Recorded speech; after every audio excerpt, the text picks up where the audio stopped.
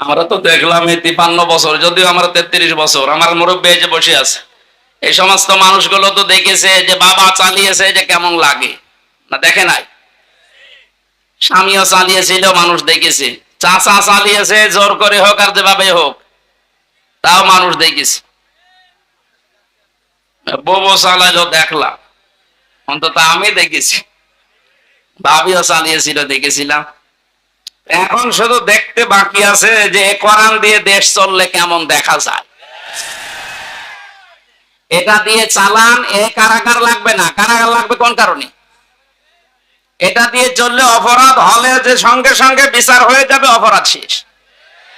এখানে বছরের পরে বছর মানুষকে কারণে অকারণে আপনি আটকিয়ে বেকার কষ্ট দেবেন কোন কারণে? আমি যে সিঙ্গাড়ার উদাহরণ দিলাম, 100 জনের মাত্র 20 জন চায়, 80 জন মানুষ থাকার পরেও তাদেরটা পাস হয়নি।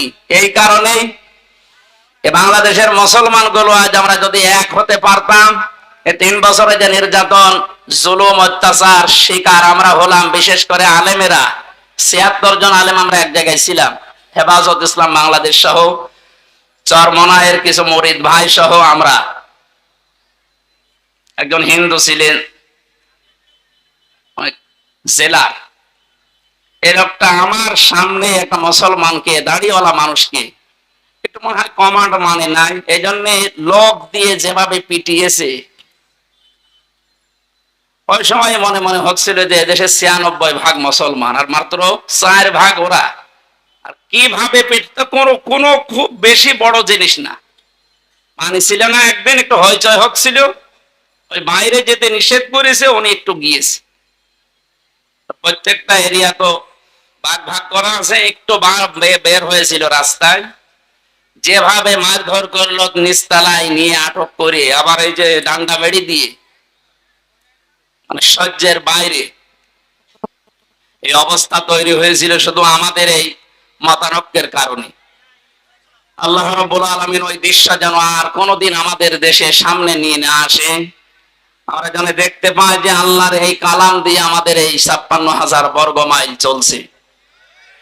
আশপাশে যারা শত্রুতা করার, ষড়যন্ত্র করার দুঃসাহস দেখাচ্ছিল, ডক্টর মোহাম্মদ ইউনূসের এক ধমকে অনেকেই থেমে গেছে, কিন্তু তারা গোপনে চালাচ্ছে। তাদের তো পেছনে ভয় আছে, 7 সিস্টার যদি একবার ভেঙে যায়, ওরা যেমন বাংলাদেশ পাকিস্তান থেকে ভাগ করেছিল, এখন পাকিস্তান আর বাংলাদেশ মিলে ভারতকে টুকরা টুকরা করে ছাড়বে। শুরু হয়ে গেছে। আমাদের যেমন ছাত্ররা বিষয় এনে দিয়েছে, পাকিস্তানও মনে হয় কয়েকদিন পরে চলে আসবে ইনশাল্লাহ। এরপরেই দেখবেন ভারতেও শুরু হয়ে গেছে। কোরআনের কথা শুনতে এসেছি, আমরা তাফসীর আকারে কথা বলবো। ওখানে লেখা আছে তাই যে আল্লাহ আমাদেরকে, কঠিন মুহূর্ত চলছে যেহেতু বাংলাদেশে, কত মানুষ পানির নিচে, কত মানুষ বিনা কারণে অকারণে এই জেলখানায় পচতেছে। আল্লাহ রাব্বুল আলামিন এই সময় আমাদেরকে কোরআনের কথা শোনার জন্য নিয়ে আসলে আমরা খুশি এবং আনন্দ চিত্তে বলছি আলহামদুলিল্লাহ। আল্লাহ পাক বলেন, তাহা মা আনজালনা আলাইকাল কুরআনা লিতাশকা। হে নবী, এ কোরআন আমি আপনাকে এই জন্য দেইনি যে আপনি মার খাবেন। এ কোরআন এই জন্য দেয়নি যে অন্য দেশের মানুষ আপনাকে পানি দিয়ে ডুবিয়ে মেরে ফেলবে না। লিতাশকার ব্যাখ্যায় আধুনিক ভাবে যদি বলা যায়, দুঃখ কষ্ট সহ্য করার জন্য, হুমকি ধমকি খাওয়ার জন্য কোরআন আমি দেইনি। কোরআন দিয়েছি আপনি সবার উপরে থাকবেন। নবীজিকে যতগুলো নাম দিয়ে আল্লাহ ডাক দিয়েছিলেন, তার ভেতরে 2 নম্বরের নাম হচ্ছে তহা। ওনাকে আল্লাহ ডাক দিয়েছেন প্রথমে ইয়াসিন বলে। কি বলে বলেন তো? বলেন বলেন। তাফসিরে কাবীরে আল্লাহ পাক মুফাসসির যারা ইয়াসিন শব্দের তাফসীর করতে গিয়ে তারা দিয়েছেন ইয়া মানে হে, সিন মানে সাজ্জিদ। সাজ্জিদের ব্যাখ্যা করতে গিয়ে আল্লামা ফখরুদ্দীন রাজি রাহমাতুল্লাহ আলাইহি উনি 5টা বিষয় সামনে নিয়ে এসেছেন। মুফাসসির বলেন সিন মানে আল্লাহ বুঝিয়েছেন সাজ্জিদুল আলামিন, সিন মানে সাজ্জিদুল বাশার, সিন মানে সাজ্জিদুল কাউনাইন, সিন মানে সাজ্জিদুল আম্বিয়া, সিন মানে সাজ্জিদুল মুরসালিন। প্রতিটি শব্দের ব্যাখ্যা করতে গিয়ে আমরা দেখেছি মুফাসসিরের কথা বলছি, উনি জানিয়েছেন সাজ্জিদুল আলামিন মানে শুধুমাত্র বাংলাদেশ না, শুধুমাত্র এই পৃথিবী না, এই 228টা রাষ্ট্র নিয়ে দুনিয়া গঠিত এখন। এর বাইরে যত জগৎ আল্লাহ বানিয়েছে, যত জায়গায় মানুষ যেতে পারে, যেমন চাঁদে যাচ্ছে, মঙ্গলে যাচ্ছে, যত জায়গায় যেতে পারে ওখানেও যদি কেউ বসবাস করা আরম্ভ করে, সেখানেও তাকে মুহাম্মদ রাসূলুল্লাহকে নেতা মানা লাগবে। কারণ আল্লাহর ঘোষণা দেওয়া নেতা এই দুনিয়ায় একজনই, ইয়াসিন, হে নেতা। পৃথিবীর অন্য কাউকে আল্লাহ এই শব্দ দিয়ে ডাকেননি, হে নেতা, না, শুধুমাত্র মুহাম্মদ রাসূলুল্লাহকে আল্লাহ ইন্ডিকেট করেছেন। সাইয়্যিদুল আলামিন দিয়ে বোঝা যায় পৃথিবীর কোন জায়গা না, যে কোন গ্রহে যদি আপনি বাস করতে যান, তানাজ্জালুল আমরু বাইনাহুন্না, ওই সমস্ত জায়গায় আল্লাহর বিধিবিধান নাজিল হচ্ছে তাদের প্রয়োজনে। এই জন্য যদি মঙ্গলে যান, সেখানে যদি রাসূলুল্লাহকে নেতা মানা লাগে, তাহলে পৃথিবীর এমন কোন জায়গা আছে যেখানে বিশ্ব নবী বাদ দিয়ে অন্যের নেতৃত্ব মানা যায়? শুধুমাত্র বদ্ধ পাগল ছাড়া কোন মানুষ এই পৃথিবীর ময়দানে মুহাম্মদ রাসূলুল্লাহ বাদ দিয়ে অন্য কাউকে নেতৃত্বে আসনে বসাতে পারে না। এই শব্দটা বারবার উচ্চারণ করছি আমি খেলা করার জন্য না। গাজীপুরবাসী খুব খেয়াল করে শোনেন, এটা দুনিয়ার সাথে যদি সম্পর্কিত হতো, আল্লাহর কসম আমি এই জায়গায় বলতাম না, এটা সম্পর্কিত আখিরাতের সাথে। আল্লাহ পাক জানিয়েছেন ময়দানে মহাশারে মানুষ যখন হাজির হবে, ওই সময়ে মানুষকে আমি বিচারের কাঠগড়ায় দাঁড় করানোর জন্য 3টি স্টেপে সাজাবো। প্রথমেই মানুষকে ডাক দেওয়া হবে আল্লাহর সামনে দল দল করে। কোরআনে কারীম জানাচ্ছে অকুল্লুহুম আতিহি ইয়াউমাল কিয়ামাতি ফারদা। সূরা মারইয়ামের 95 নম্বর আয়াত। আল্লাহ পাক বলেন কিয়ামতে প্রতিটি মানুষকে আমি আল্লাহর সামনে দাঁড় করাবো স্রেফ একা একা। কয়জন করি? এদের স্বাধীন হয়ে গেল কয়েকদিন আগে, দ্বিতীয় স্বাধীনতা বলা হচ্ছে। এরপরে অনেক ভণ্ড এখনো বসে নেই এই কথাটাকে কোরআনের বিরুদ্ধে পুরা উল্টা সাজিয়ে মানুষকে এখনো ধোঁকা দিয়ে বোকা বানাচ্ছে। কোনো চিন্তা করবা না, চিন্তা নেইও, আমরা আছি, পার করে দেব। দুনিয়ার এই ছোট্ট জীবনে যদি অনেকে পার করতে গিয়ে ধরা খায়, কিয়ামতের ওই কঠিন ময়দানে আল্লাহ আপনাকে ডাকবে, কোন মানুষ আপনার সাথে প্রথম স্টেপে থাকবে না, স্রেফ আপনি একা সামনে দাঁড়াবেন আল্লাহর। একটু নিজের দিকে তাকিয়ে পেছনের জীবনের দিকে একটু হিসাব মিলান তো। সত্যি যদি আল্লাহ আপনাকে ডাক দিয়ে বলে পড় ইকরা কিতাবাকা কাফা বিনাফসিকা লিয়াউমা আলাইকা হাসিবা। সূরা বানী ইসরাঈলের 14 নম্বর আয়াতে আল্লাহ জানিয়েছেন এটা পড়, জান্নাতে যাবি না জাহান্নামে যাবি কারো জিজ্ঞাসা লাগবে না, তুই নিজেই যথেষ্ট। এখানে যত আসামি জেলখানায় আছে গাজীপুর কাশিমপুর সহ, প্রত্যেকটি আসামিকে আদালতে তোলার সময় বিচারক কিন্তু জিজ্ঞাসা করে তার অপরাধ সম্পর্কে, যেটা করেছেন কিনা। বিশেষ করে 164 যখন নেয়, ম্যাজিস্ট্রেট কিন্তু জিজ্ঞাসা করে যা যা বললেন আপনি এগুলো করেছেন কিনা। আল্লাহর বিচার ব্যবস্থা পুরা উল্টা। ইয়ারাফুল মুজরিমুনা বিসিমাহুম ফায়ুখাযু বিন নাওয়াসি ওয়াল আকদাম ফাবিআইয়ি আলাই রাব্বিকুমা তুকাযযিবান। বলেন আল্লাহু আকবার। আল্লাহ পাক বলেন কিয়ামতের দিন আমি অপরাধীকে জিজ্ঞাসা করব না যে এটা করেছিস কিনা। কিয়ামতের দিন আমি তার শরীরের ভেতরে অপরাধগুলো ফুটিয়ে তুলবো। এদের তাফসীরে আমি 10 প্রকার আকৃতির কথা পেয়েছি। মানুষের চুল ধরবে অপমান করার জন্য, আর কদম মানে পা ধরবে। ফেরেশতারা এই দুইটা নিয়ে তাকে জাহান্নামে ফেলার জন্য রওনা দেবে।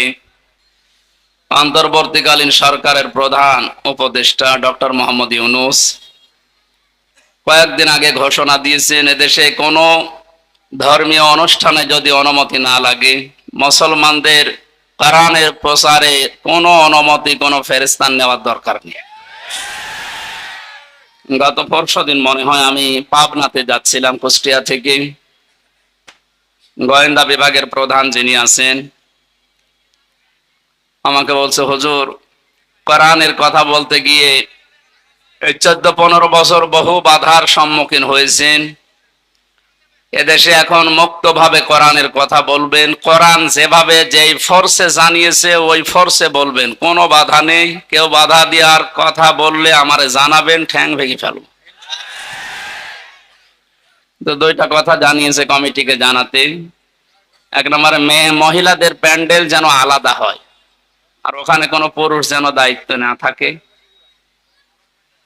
2 নম্বরে ওনাদের জন্য আলাদা অজু এবং টয়লেটের যে ব্যবস্থাগুলো ওয়ান টাইম হলেও যেন অন্তত মানুষ বুঝে 8টা 10টা 15 20টা এগুলো কমিটি করে দেয়। আপনি আগে এটা জানিয়ে দেবেন। আপনাদের মাহফিলের মাধ্যমে সারা দেশে যেখানে তাফসীর মাহফিল ওয়াজ মাহফিল নেওয়া আছে আমি জানিয়ে দিলাম, আপনারা এই কাজগুলো করবেন। কোরআন প্রচারে কোরআন প্রতিষ্ঠায় এখন আশা করছি সামনে আর কোনো বাধা আমাদের থাকবে না, যদিও ষড়যন্ত্র বসে নেই। গতকালকেও একটা ষড়যন্ত্র হওয়ার পায় তারা চলছিল, আমাদের ছাত্র বন্ধু যারা আছে তারা রুখে দিয়েছে। এর কয়েকদিন আগে আর একটা হয়েছিল বিচারপতি দিয়ে, সেইটাও রুখে দিয়েছে।